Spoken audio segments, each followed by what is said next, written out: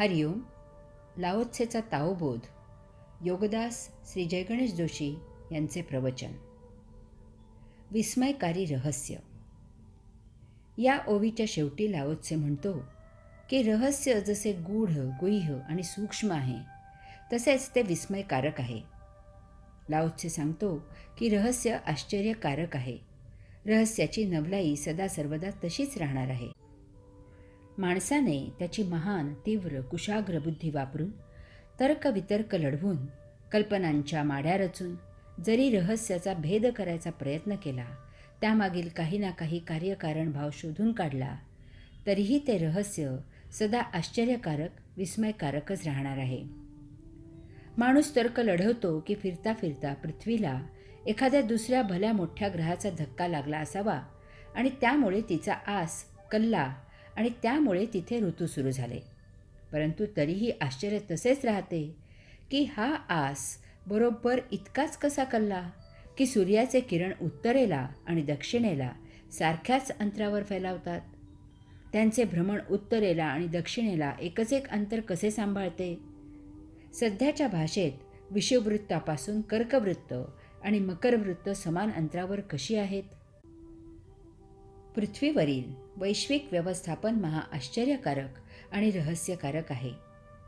ठराविक कालावधीने होणारे ऋतू, सूर्य, चंद्र यांच्या ऊर्जेचा पृथ्वीवर होणारा परिणाम, पृथ्वीवरील विविध आणि वैचित्र्यपूर्ण खगोलसृष्टी, वनस्पतीसृष्टी, प्राणीसृष्टी, 84 लक्ष इतक्या अद्भुत अशा जीवांची उत्पत्ती, त्यांचे ते एकमेकांवर अवलंबून असणारे जीवन, वनस्पतींचे किंवा प्राण्यांचे अतिशय गुंतागुंतींचे शरीर आणि त्याची रचना आणि त्याचे नियोजन, ग्रह, गोल, तारे यांची निर्मिती आणि त्यांचे एकाच वेळी एकमेकांबद्दल असणारे आकर्षण आणि विकर्षण आणि त्यांचे ते अव्याहत फेरे घेणे, त्यांना पुरवली जात असलेली महादिव्य अद्भुत वैश्विक ऊर्जा, पूर्ण सूक्ष्मातीन सूक्ष्म आणि सूक्ष्मातून जड अशी वस्तुजगताची अव्याहत होत असलेली उत्पत्ती इत्यादी अमोज घटनांचे कार्यकारणाला कारणीभूत कोण हे सदा रहस्यच असणार आहे.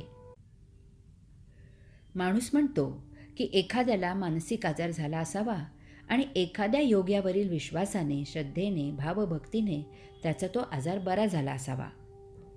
तरीही विस्मय तसेच राहते की योग्याच्या अंगी अशी कोणती शक्ती असते आणि ती त्याच्यात प्रवेश कशी करते. अशी ही यादी फार दीर्घ आणि न संपणारी आहे असे म्हटले तर ते योग्य होईल.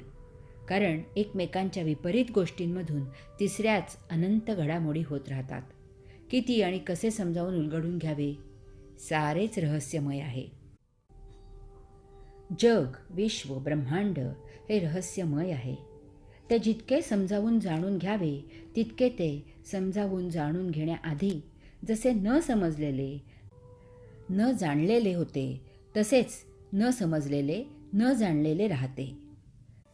त्याचा थांग पत्ता लागत नाही आणि पुढे कधी त्याचे आकलन होईल असेही वाटत नाही.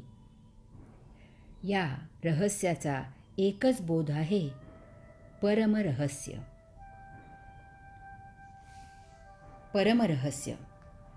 परमरहस्य म्हणजे येथील सर्व रहस्यांच्या पार पलीकडे व्हायचे. परमरहस्य जाण्याचा हाच एकमेव शाश्वत मार्ग आहे. कारण तो कोणीही इतरे जन आक्रमण करत नाहीत. तो ज्याचा त्यानेच स्वतःसाठी शोधून स्वतःच आक्रमण करायचा असतो. त्यामुळे तो परमशुद्ध असतो आणि परमपवित्र परिस्थितीतच आक्रमण होतो. आक्रमण करावा लागत नाही. गुह्य, गूढ, सूक्ष्म, विस्मयकारक रहस्याच्या मागे न जाता त्याच्या पलीकडे त्याला ओलांडून सर्वस्वाच्या अतीत गेले की हे सर्व आपोआपच आपल्यासाठी रहस्य राहत नाही. ते स्वच्छ प्रकाशात उलगडल्यासारखे आपल्यासाठी साधे सोपे होते. जर सूक्ष्मामधून, पूर्ण सूक्ष्मामधून जड निर्माण होत असेल तर आपणच ते सूक्ष्म, पूर्ण सूक्ष्म व्हावे. स्वाभाविकच आपल्याला सूक्ष्म जडाचे रहस्य उरणार नाही. यासाठी काट्याने काटा काढावा तसे जड सूक्ष्माचाच उपयोग करून पूर्ण सूक्ष्म प्राप्त करावे. सुखात राहावे तर त्या सौख्यामधून भोग निर्माण होतात आणि आपण दुःखात लोटले जातो. दुःखात जगावे तर ते सह्य करण्यासाठी त्यामधून सौख्याचे वारे लागतात आणि पुन्हा सुखदुःख असा न संपणारा प्रवास सुरू होतो. यास्तव सुख दुःख हा भाव न बाळगता जे आहे ते आहे असे ओळखून जीवन जगावे. ते आपल्याला सुखदुःखाच्या पलीकडे आनंदात नेते. तेथे कैवल्य असते, परम असते, ताओ असतो. पाप करावे तर भोग निर्माण होतात, पुण्य करावे तरीही भोग निर्माण होतात. मग कसे जगावे? नियतीचे कर्म घडविल ते देहावर सोपवावे. आपण त्यात लक्ष घालू नये. आपण देहभाव न बाळगता विदेही होऊन प्रभुनाम घेत राहावे. तेथे कैवल्य असते, परम असते, ताओ असतो. अज्ञानी जीवनात भरकटतो कारण त्याला ज्ञान नसते. ज्ञानी जीवनात भरकटतो कारण त्याला ज्ञान असते. अशामुळे आपण ज्ञान अज्ञान याच्या अतीत परम ताओ प्राप्त करावा. आपण जगायचा आराखडा तयार करू नये. त्यामुळेच सारे प्रश्न निर्माण होत असतात. त्यापेक्षा जसे समोर येईल तसे जगावे. हे असे जीवन जगले तर परम घडते. आपण घर बांधायला घेतले की प्रथम त्याचा आराखडा तयार करतो आणि मग त्याप्रमाणे घर बांधतो. तसेच ताओ करत असतो. तो बीजात संपूर्ण वृक्षाचा आराखडा तयार करतो आणि मग त्याप्रमाणे वृक्ष उभारी घेतो. मातेच्या उदरी एक पेशीने प्रवेश केल्यावर तिच्यात पुढील जीवनाचा आराखडा तयार करून मगच जीव निर्माण केला जातो. त्यासाठी योग्य असा देह धारण करतो. त्याप्रमाणे त्या जीवाचे जीवन असते.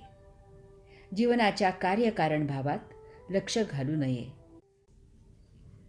कारण जे होणारे आहे ते अगोदरच अंतराळात घडलेले असते. ते येथे पोहोचायला अवधी लागतो. आपण अहंकाराने त्यात ढवळाढवळ करू नये. हाच परम रहस्य भेद आहे. हरि ओम.